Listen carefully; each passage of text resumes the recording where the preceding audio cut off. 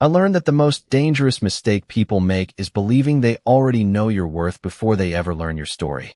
The judge slid the final document across the polished wooden bench, and I signed my name without hesitation. 12 years of marriage ended with a single stroke of blue ink, leaving me with nothing more than a worn leather duffel bag resting beside my chair. Rebecca did not even try to hide her satisfaction. She folded the settlement papers neatly into her designer handbag before smiling at her attorney. According to the agreement, she kept the house, the vacation condo in Cape Cod, the luxury SUV, our shared savings account, and nearly every possession we had accumulated together. My attorney quietly asked whether I wanted to challenge the division one final time. I simply shook my head. No, everything is exactly as it should be. Rebecca laughed softly as she stood beside Grant Sullivan, the man she had chosen long before our marriage officially ended. Grant adjusted the cuff of his expensive Italian suit and looked at me with the relaxed confidence of someone convinced he had won every possible prize. "I hope you land on your feet," he said politely, although neither of us believed those words carried any real concern. I picked up my duffel bag and smiled. I usually do. Outside the courthouse, the crisp autumn air carried the scent of fallen leaves across the wide granite plaza. Reporters stood near the entrance covering several unrelated hearings, paying no attention to another ordinary divorce ending on an ordinary Tuesday morning. Rebecca slipped her hand through Grant's arm as they admired the metallic blue sports car waiting along the curb. I heard her whisper, "It finally feels like life can begin." I did not interrupt. Some people mistake comfort for happiness because they have never experienced either one for very long. I walked toward the public sidewalk where a small black sedan waited quietly near the corner. Before I reached it, an unfamiliar sound rolled across the downtown skyline. At first it resembled distant thunder, but within seconds, every conversation outside the courthouse gradually stopped. Heads turned upward. Several people shielded their eyes from the morning sun. Even the reporters lowered their cameras for a moment. A sleek white Gulfstream G700 descended toward the executive airport located only a short distance from the courthouse complex. The aircraft's polished exterior reflected the sunlight like liquid silver as it completed a smooth landing. Nobody understood why a private jet arriving at a nearby executive terminal suddenly attracted so much attention until a black luxury SUV escorted by airport security pulled directly toward the courthouse entrance instead of the main terminal. Rebecca frowned. Grant looked visibly confused. The vehicle stopped only a few yards from where I stood.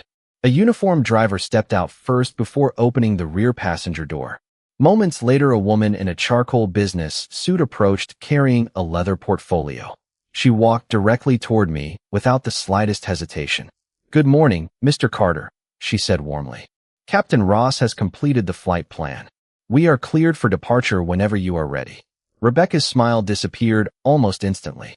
Grant stared at the woman as though convinced she had mistaken me for someone else. I looked toward the aircraft resting in the distance beyond the courthouse buildings before returning my attention to the woman standing patiently beside me. "Thank you, Sophia," I replied calmly. "Has everyone already arrived?" She nodded. "The board is waiting in Zurich. They asked me to remind you that the acquisition meeting begins in 9 hours. Around us, the entire courthouse plaza had fallen unusually quiet. Rebecca slowly released Grant's arm without taking her eyes off me. For the first time since our marriage had ended, uncertainty replaced confidence on her face. She knew one thing with absolute certainty. The man she believed had just walked away with nothing was apparently expected somewhere far beyond Boston, and whatever waited for him on the other side of that flight was important enough to send a private jet instead of a simple airplane ticket. As the black SUV carried Sophia and me toward the executive terminal, I glanced once through the rear window. Rebecca and Grant were still standing outside the courthouse exactly where I had left them. From that distance, I could not read their expressions anymore, but I knew the questions had already begun. They believed they had watched an ordinary man walk away from an ordinary marriage. Instead, they had just witnessed the first crack in a story they thought they completely understood. Sophia waited until the courthouse disappeared behind us before speaking. "Captain Ross estimates wheels up in 22 minutes. The Zurich board has moved the acquisition meeting to accommodate your arrival." I nodded while loosening my tie. "Any changes overnight?" She opened the leather portfolio resting on her lap. "Only one. The Scandinavian Pension Fund increased its position this morning. The board recommends accepting before the market opens in Europe. I smiled slightly. We will discuss it in the air. The SUV entered the private aviation terminal where airport staff greeted us with quiet professionalism instead of excitement. That was another advantage of spending years in this world.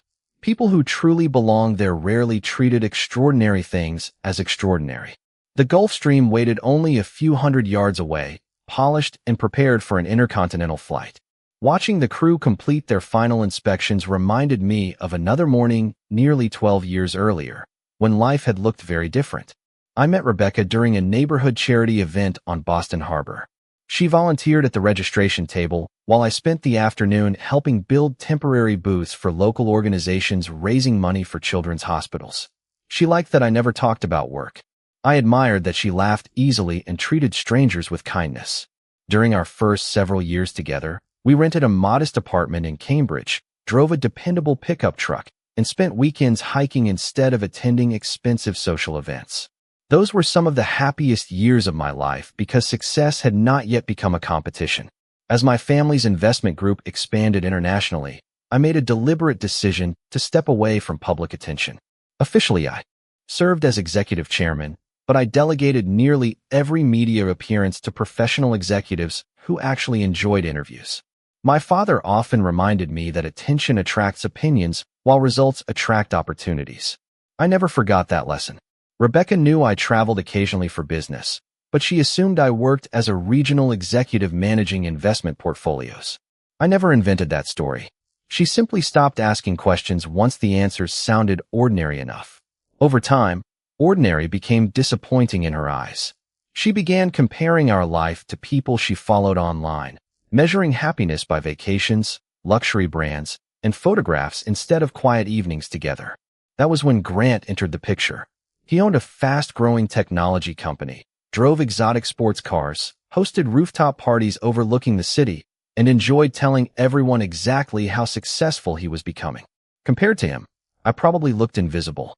Looking back, I realized invisibility can be an unexpected gift. It reveals who values your presence before discovering your position. Captain Michael Ross welcomed us aboard with a friendly handshake before introducing the crew.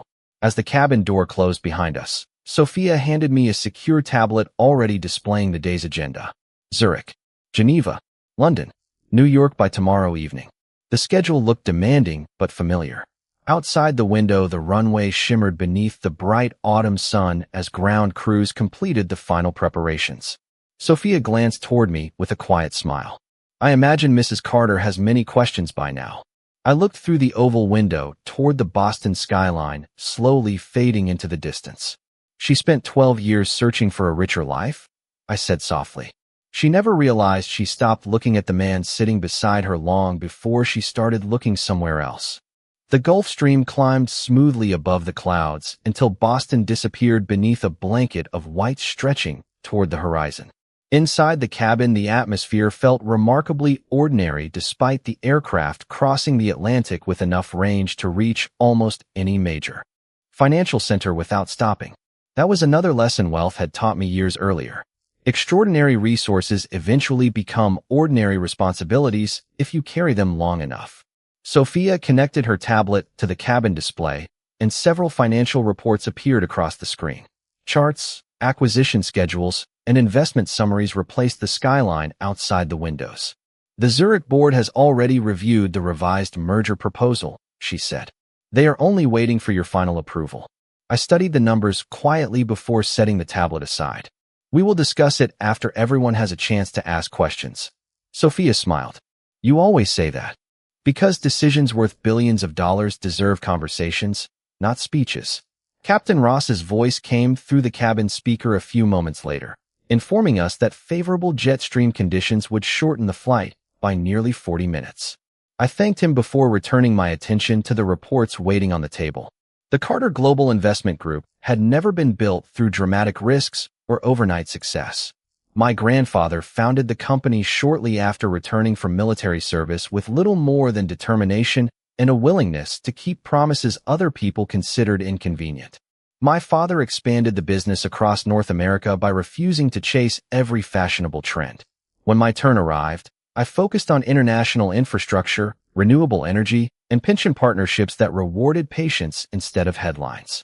Those choices rarely attracted magazine covers, but they built something far more valuable: stability. Rebecca never met my grandfather or my father. Both had passed away before we married. She occasionally asked why I never displayed family photographs inside my office, and I always answered honestly. Their lessons mattered more to me than framed pictures. She smiled politely each time, never realizing she had just received the simplest explanation for everything I believed. About 3 hours into the flight, Sophia handed me another secure phone. "You may want to see this." The screen displayed several missed calls from Rebecca, along with a series of increasingly urgent text messages. The first simply asked where I was going. The second wanted to know who Sophia really was. By the last message, the questions had become noticeably different. "Daniel, someone told Grant they recognized your name from an international investment conference. Please call me." I locked the screen without replying. Sophia watched quietly before returning the phone to her portfolio. She has started searching. I looked out the cabin window where endless clouds reflected the afternoon sunlight. People usually begin searching only after they realize assumptions are not the same as facts. Several hours later, we landed in Zurich under clear blue skies. A small motorcade waited beside the aircraft, but there was no ceremony, no photographers, and no unnecessary attention. Executives greeted one another with firm handshakes before climbing into waiting vehicles headed toward headquarters overlooking Lake Zurich.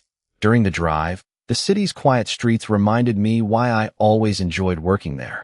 Confidence rarely needed to introduce itself.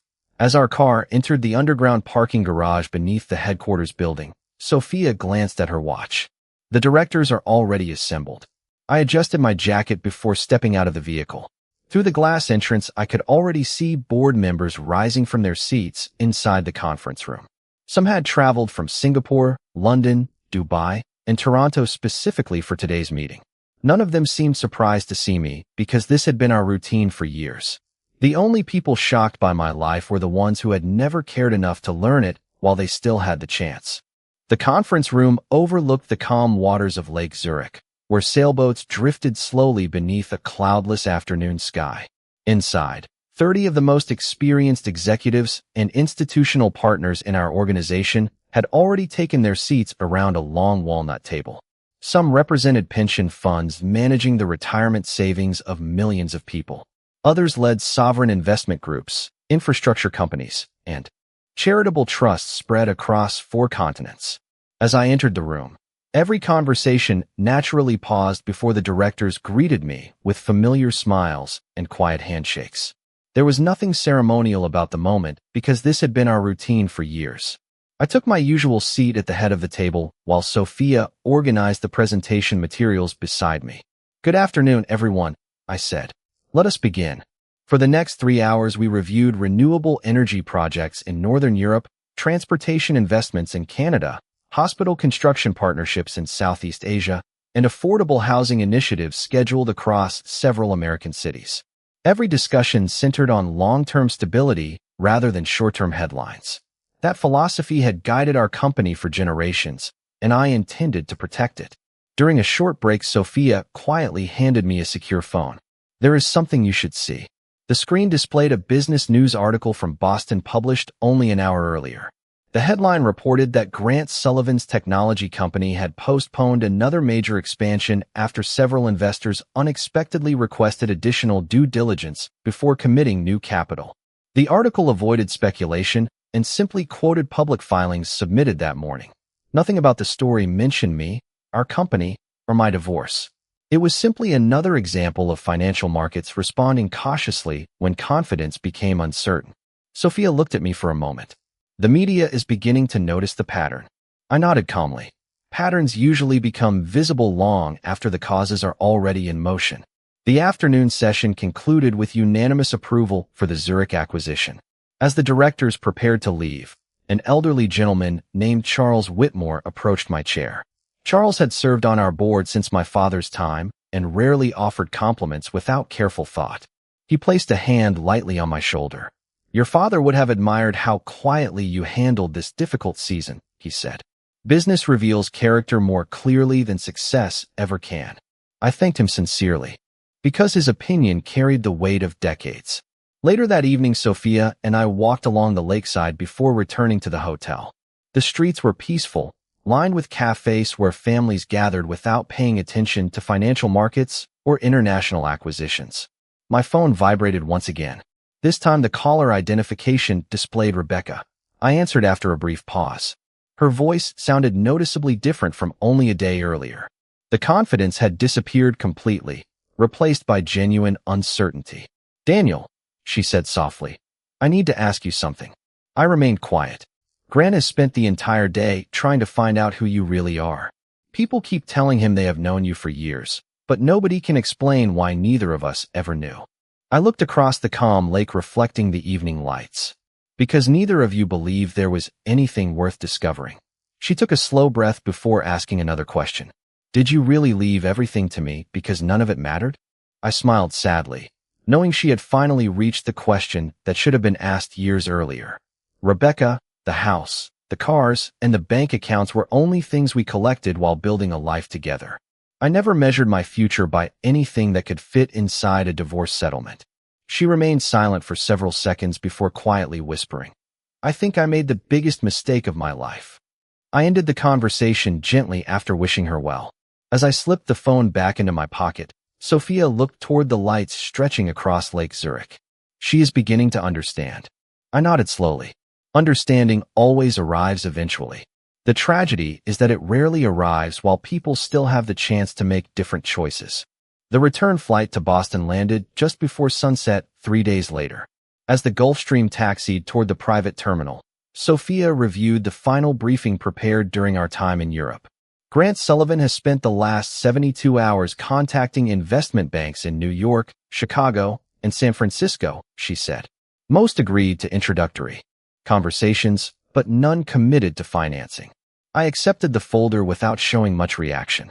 Business relationships are built over years, yet they can become cautious within hours whenever uncertainty enters the room. The difference is not emotion. It is risk management. A black sedan carried us directly from the airport to headquarters overlooking Boston Harbor. The building itself never tried to impress visitors.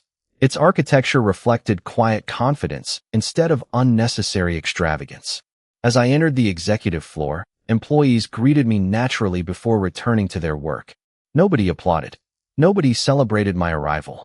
They simply continued building the company that thousands of families depended upon every day. During our afternoon executive meeting, regional directors presented updates from across North America.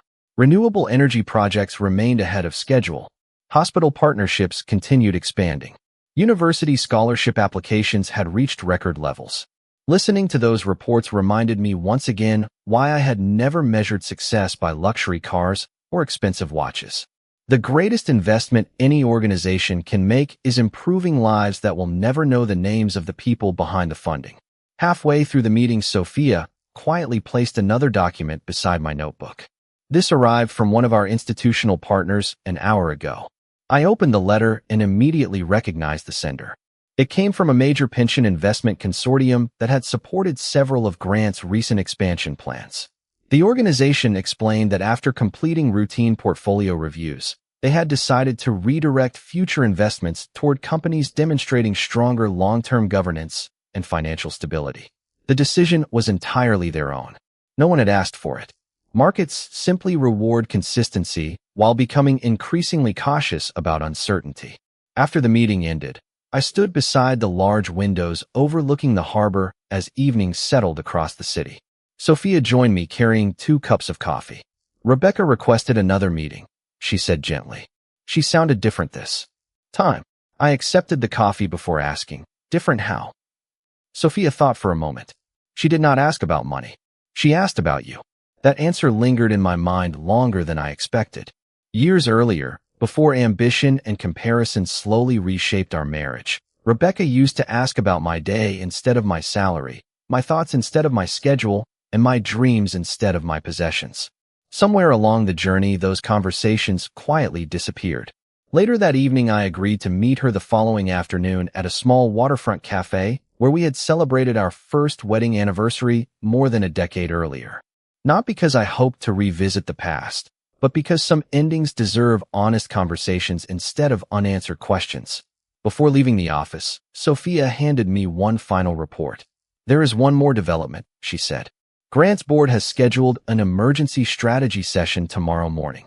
Several directors are requesting explanations for the recent financing delays." I closed the folder and slipped it into my briefcase. Nothing about the report surprised me anymore. Companies rarely fail because of a single disappointing week. They struggle when confidence gradually fades faster than leadership recognizes it. As I stepped into the elevator, I realized tomorrow would probably bring far more than another business meeting. For the first time since our divorce became final, Rebecca was no longer searching for my wealth. She was searching for the truth about the man she believed she had known for 12 years, only to discover she had barely understood him at all. The waterfront cafe looked almost unchanged after all these years. The same brick patio overlooked Boston Harbor, the same fishing boats drifted lazily across the water, and the same corner table where Rebecca and I had celebrated our first anniversary remained empty when I arrived. I reached the restaurant 10 minutes early, ordered black coffee, and watched the afternoon sunlight dance across the harbor. Some places preserve memories better than photographs ever can. Rebecca arrived wearing a simple navy sweater instead of the designer outfits she once preferred.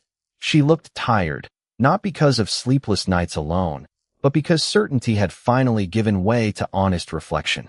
She paused beside the table before quietly asking, "May I sit?" I nodded. For several moments, neither of us spoke. Finally, she wrapped both hands around her coffee cup and looked directly at me. "I spent the last 3 days learning who you really are." I smiled gently. "No, you spent the last 3 days learning what I do. Those are not the same thing." She lowered her eyes before giving a small nod. "You are right." The silence that followed felt strangely peaceful rather than uncomfortable. Rebecca finally broke it by sliding a folded newspaper across the table. On the front page was an article about our company's newest education initiative, accompanied by a photograph of me standing beside teachers and students during the groundbreaking ceremony. "I found dozens of articles like this," she whispered. "Scholarships, hospitals, affordable housing, disaster relief. I never knew." I looked briefly at the photograph before returning it. "You never asked where I traveled. You only asked how long I would be gone." Tears gathered in her eyes. "I thought you were hiding things from me." "I never hid my work," I answered calmly. "I simply never turned it into my personality." Rebecca took a slow breath. "Grant's company is falling apart." Her voice carried sadness rather than satisfaction. "His board removed several executives this morning. Investors keep delaying decisions. Everyone says confidence has disappeared." I remained quiet because there was nothing meaningful to add. She looked at me carefully. "Did all of those investors know you?" "Some did," I answered honestly. "Others only knew our reputation. Good reputations travel farther than introductions." She nodded slowly as though another piece of the puzzle had finally settled into place. "Grant built his business on attention," she said softly. "You built yours on trust." I smiled because those words came entirely from her own understanding. She reached into her purse and removed a small velvet box. Inside rested the plain silver wedding band I had worn for 12 years. "I wanted to give this back to you personally," she said. "Not because I expect anything in return. I just think it belongs with the chapter it came from." I looked at the ring for a moment before gently closing the box and sliding it back toward her. "Keep it." She looked surprised. "Why?" "Because it represents 12 years of lessons for both of us. Throwing it away would not erase them." Rebecca quietly wiped away a tear before standing to leave. "Daniel, if life ever gave me another chance, I would ask different questions." I stood as well and offered a small, sincere smile. "Then make sure you ask them to the next person who earns your trust." She nodded gratefully before walking toward the harbor without looking back. I watched until she disappeared into the afternoon crowd, feeling neither anger nor regret. Some relationships end because love disappears. Others end because people stop seeing each other clearly. Ours belonged to the second kind, and now that the truth had finally surfaced, both of us were free to continue living without illusions. The following week, Boston hosted the annual Global Infrastructure and Investment Forum, an event that attracted government officials, pension managers, investment firms, and corporate leaders from around the world. Our company had served as the principal sponsor for nearly a decade, although my involvement usually remained behind the scenes. I preferred discussing long-term partnerships inside conference rooms rather than standing beneath bright lights in front of television cameras. Early that morning, Sophia reviewed the day's schedule as our car moved through downtown traffic. "Your opening remarks begin at 9 o'clock, she said. "After that, there are meetings with the Canadian Pension Delegation, the Swiss Infrastructure Fund, and the Education Foundation." I nodded while reviewing the briefing. "Any changes?" She smiled slightly. "Only one. Grant Sullivan registered for the conference 2 months ago as a featured technology speaker. His session was quietly removed from the program yesterday after his company announced leadership restructuring." I closed the folder without commenting. Business. Conferences constantly adjusted schedules according to changing circumstances. There was nothing unusual about that. When we arrived at the convention center, familiar faces greeted us with warm handshakes.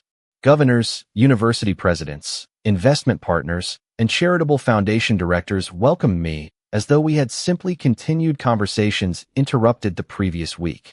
Every greeting reminded me that relationships built over decades rarely require introductions. As I entered the main auditorium, more than 2,000 attendees gradually settled into their seats beneath the enormous glass ceiling overlooking Boston Harbor. Sophia adjusted the microphone before quietly saying, "Everything is ready, Mr. Chairman." The moderator stepped onto the stage and addressed the audience. "Ladies and gentlemen, please welcome Executive Chairman Daniel Carter, whose leadership has helped shape infrastructure investment and community development across multiple continents."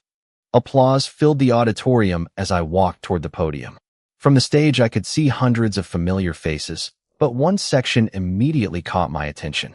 Rebecca sat several rows from the front beside representatives from the nonprofit organization where she had recently begun working. A few seats farther back, Grant sat alone near the aisle, quietly reading the conference program. Neither of them had expected me to open the event. I began speaking about responsible investment, public trust, and the importance of building opportunities that outlast quarterly profits. The audience listened with thoughtful attention because the subject mattered to every person inside that room. When the presentation concluded, the entire auditorium rose in a standing ovation that lasted several moments before gradually settling again. As I stepped away from the podium, several international delegates approached to continue discussions already scheduled for later that morning. Passing through the reception area, I noticed Rebecca speaking with one of the Education Foundation directors, who smiled warmly before introducing her to several community leaders. She looked genuinely comfortable, no longer trying to impress anyone with appearances.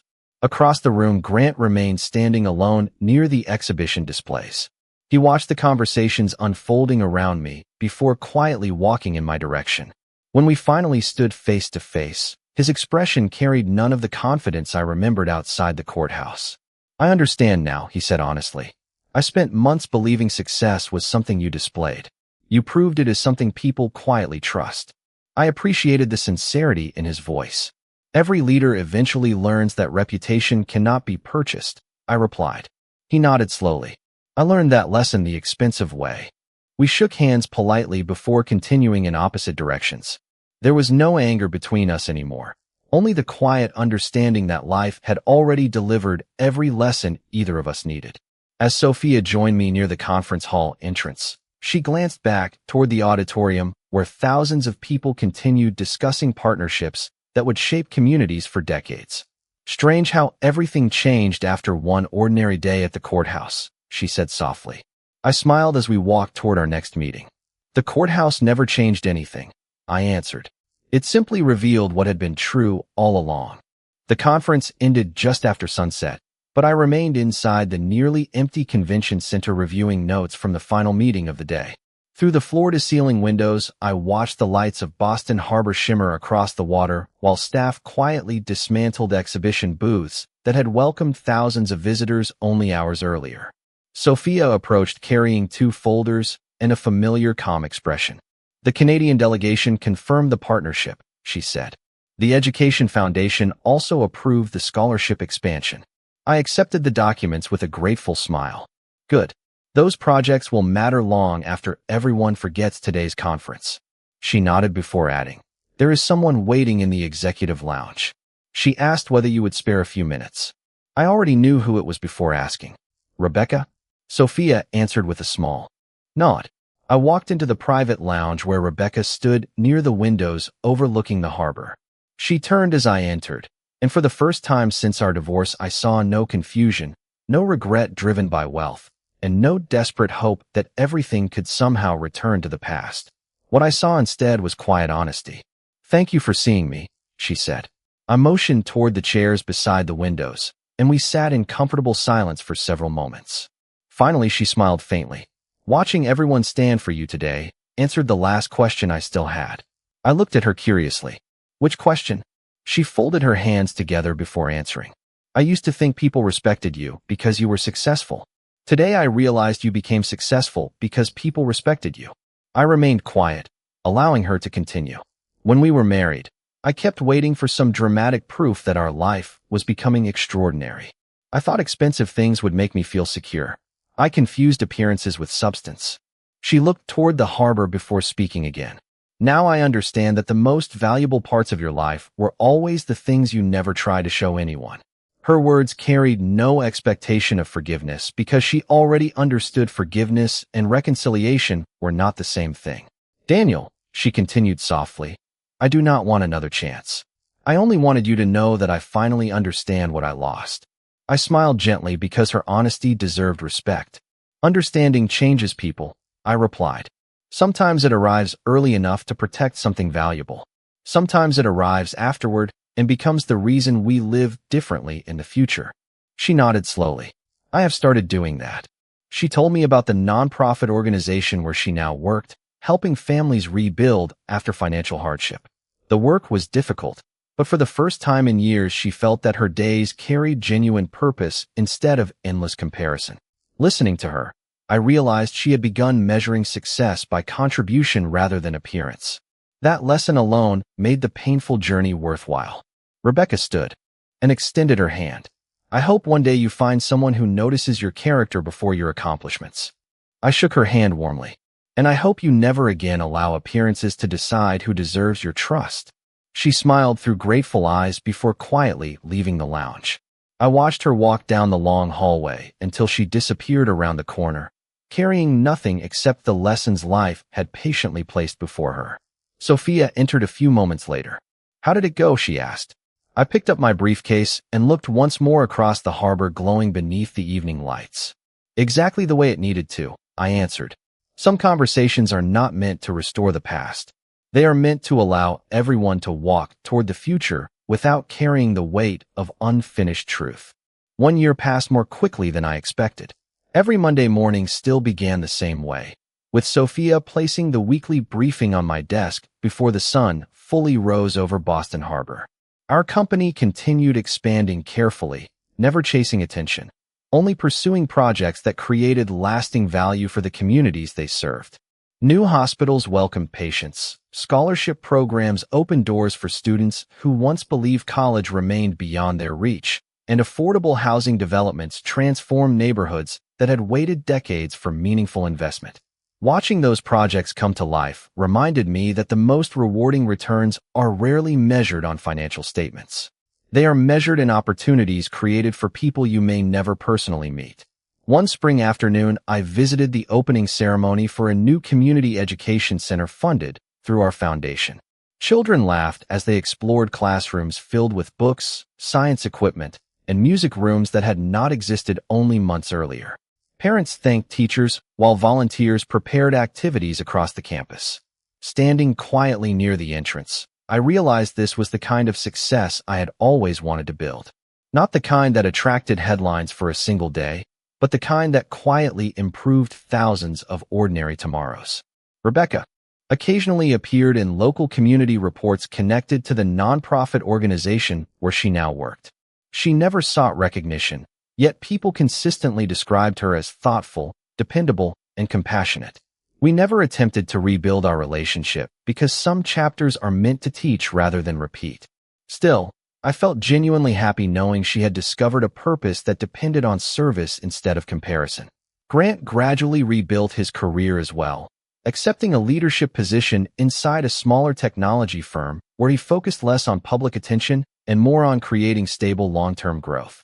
We exchanged brief greetings whenever our paths crossed at industry events, always with mutual respect.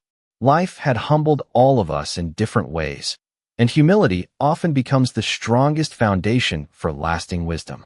Late one afternoon, after concluding another board meeting, Sophia and I stood beside the windows overlooking the harbor as sunlight reflected across the water. She smiled before asking a question she had never raised before.